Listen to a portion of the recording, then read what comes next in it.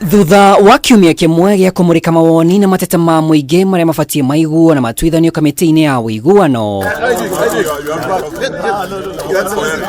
riu kamiti ino ni hingurite mweke uyu o ringi, akenya makiurio maheane mawoni makiria kugerera njira iria iheanitwo mbere ya muthia wa kiumia giki. This Friday 22nd of September, we shall be engaging with identified stakeholders, beginning with those who have already submitted their memoranda to be able to appear before this dialogue committee to give an exposition of their memoranda briefly, and we shall allocate each of the invited teams a maximum of 20 minutes to be able to give us an exposition of their memoranda.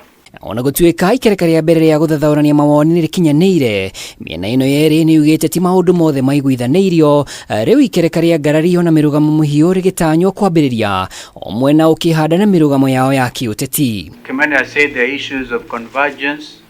We don't want the media to walk out of here saying all agreed, because we all know, for example, there's convergence of the need to reconstitute the IEBC.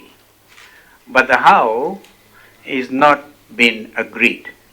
So that is an area of convergence, for example. Gatano ga kiumia giki, kamiti ino ni gacemania na kamiti iria thukiirwo gucaria makamishona erũ a IBC, maabitha nene thiini wa IBC na kamiti iria irarũmbũiya watho wa kũiganania arũme na atumia ũtongoria-inĩ, na kuma hau honge ingĩ iria ciĩna mawoni ngũrani hingũrĩrwo mweke o ta ũyũ wa kwĩitũrũra. We shall then sit and now begin that difficult work of being able to bring all those views, those from our side and those from our colleague side, and benefiting from the knowledge of other Kenyans, putting them together, and hopefully within the 60 days, at the end of the 60 days that we give ourselves, be able to come up with a report that we have resolved all the issues. Ona gutuika thogora wa muturire no uthiite ona mbere gutanga Kenya ikiro-ini itiganite, undu uria uroneka kuguciria mawoni ngurani, kamiti ino irauga ati matibatie gwithunurira Kenya riri maragirika.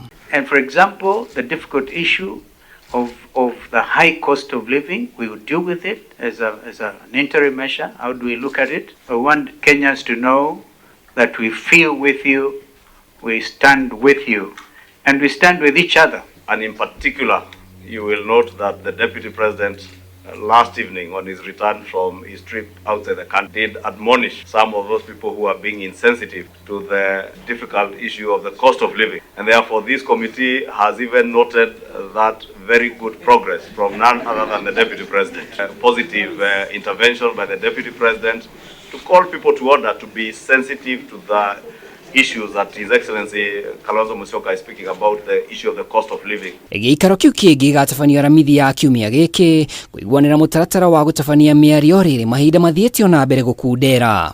Ngiribotera Kameme TV ritwa riakwa ni Mwaura wa Ndung'u.